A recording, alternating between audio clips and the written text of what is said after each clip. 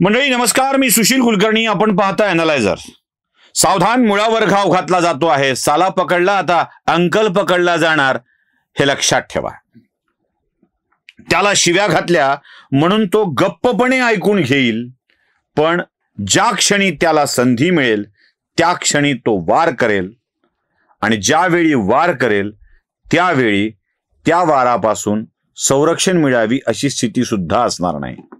मुळात काय, सगळ्याच गुन्हेगारांनी मिळून अट्टा करून डाव टाकून काही खेळ करायचं ठरवलं तर हा खेळ मोडण्यासाठी गुन्हेगारांना तू गुन्हेगार आहेस याची जाणीव करून देणं पुरेसं ठरतं. मी या प्रकरणात आता सत्य सांगायला तुमच्या समोर आलो आहे. एक बातमी दाखवतो, ती बातमी बघा. बातमी अशी आहे की जालना जिल्ह्यातल्या घनसावंगी तालुक्यातल्या वाळू तस्करांच्या विरोधामध्ये MPDA अंतर्गत कारवाई सुरू झालेली आहे. आता ही कारवाई वाळू तस्कर ऐकत नाहीत म्हणून चालू आहे. एका माणसाच्या साल्याला आधीच हद्दपार करण्यात आलं आहे. त्याच्या फायनान्सरला MPDA अंतर्गत कारवाईमध्ये गुंतविण्यात आलं आहे.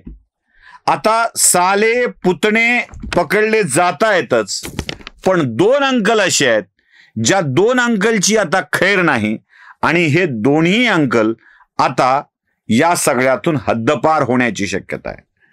त्या गोदापट्ट्यात वाळू तस्करीचा गोंधळ घालून कधी अधिकाऱ्यांवर हल्ले, कधी वाळू चोरणे, कधी काय करणे, कधी गुंडागर्दी करणे, ती वाळू चोरता यावी, पोलिसांचं दुर्लक्ष व्हावं, पोलिसांनी आपल्याकडं बघू नये म्हणून एकाला आंदोलनाला बसवायचं, आंदोलन पेटवायचं, त्याच्या आडून वाळू काढून घ्यायची, हे जे धंदे चालले होते ना, त्याच्यावरती आता घाव बसतो आहे.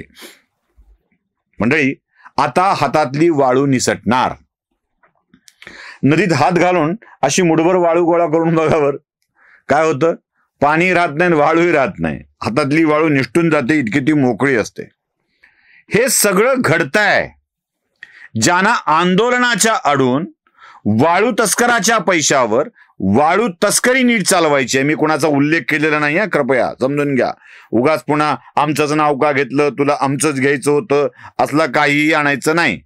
या वाळू तस्करांवरती आता शिकंजा कसला जातो आहे, कारवाई होते आहे. एवढ्यावर काम भागणार आहे का? एवढ्यावर काम भागणार आहे का? नाही, अजून काहीतरी होत आहे.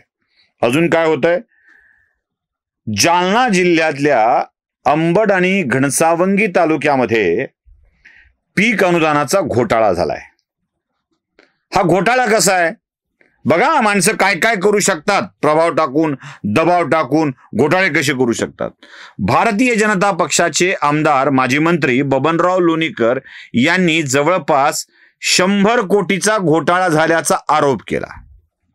बर, या आरोपाच्या नंतर चौकशी सुरू झाली, आणि चौकशीत काय लक्षात आलं तर पीक विमा हानी म्हणजे पीक हानी नुकसान भरपाई जी झाली त्याचं अनुदान सरकारकडून मिळालं. यात मोठी गडबड झाली. गडबड कशी झाली? एकाच व्यक्तीला 2-2दा अनुदान मिळालं. गडबड इथे झाली. दुसरी गडबड काय झाली? आता इथं फार मोठा आहे गडबड. पीक हानी म्हणजे शेती असायला हवी, पेरायला हवं, पेरलेल्या पिकाचं नुकसान व्हायला हवं. इथे शेती नसणाऱ्यांनाच पीक हानीचं अनुदान मिळालंय, म्हणजे शेतच नाही आणि शेताच्या नुकसानीची भरपाई मिळालेली आहे. असंही घडलंय. तिसरा चमत्कार तर अजून मोठा आहे. जमीन सरकारची, विमा भरला दुसऱ्यानीच, नाव लागलं तिसऱ्याच, आणि पैसे मिळाले. म्हणजे डबल अनुदान, शेती नसताना अनुदान आणि शासकीय जमिनीवर लाटलेलं अनुदान, अशा स्वरूपाचे घोटाळे तिथं उघडकीस आलेत. करणारे कोण कोण आहे स्पष्ट होत आहे. 2022-23 आणि 23-24 या वर्षात 75 कोटी रुपयाच्या अनुदानामध्येही गडबड आहे. शोधायला सुरुवात केली, सरकार आहे ते, चला म्हणले शोधा, लाख मिळ. त्याच्यापैकी 22 कोटीचा हिशोब लागलाच नाही, म्हणजे कळला कुठे गेलेत ते? 22 कोटीची गडबड कळली, माफ करा, 22 कोटीची गडबड कळली आणि 18 कोटीचा हिशोब अजूनही लागना. गेले कुठे, कोणाकडे गेले? आता 25 तलाठ्यांना नोटिसा इश्यू केल्या. मंडळ अधिकाऱ्यांची चौकशी होतीये. तलाट्यांची नोकरी जायची बारी आली की हे सगळे आपोआप ओका आणि बका कार्यक्रम करणार आहेत, सगळं सांगणार आहेत. त्यामुळं अंबड घनसावंगी तालुक्यात कोण कोण प्रभाव वापरून, दबाव वापरून घोळ केले आहेत हे उघड होणार आहे. ही माणसं लिमिटेड आहेत, लिमिटेड. आणि या लिमिटेड माणसांच्या आता अंतर्वस्त्रांना ओली व्हायची वेळ येणार आहे, कारण सरकार वसुली करणार आहे, हे लक्षात ठेवा. बरं, एक तक्रार झाली आणि या लोकांची भाषा बदलली आहे.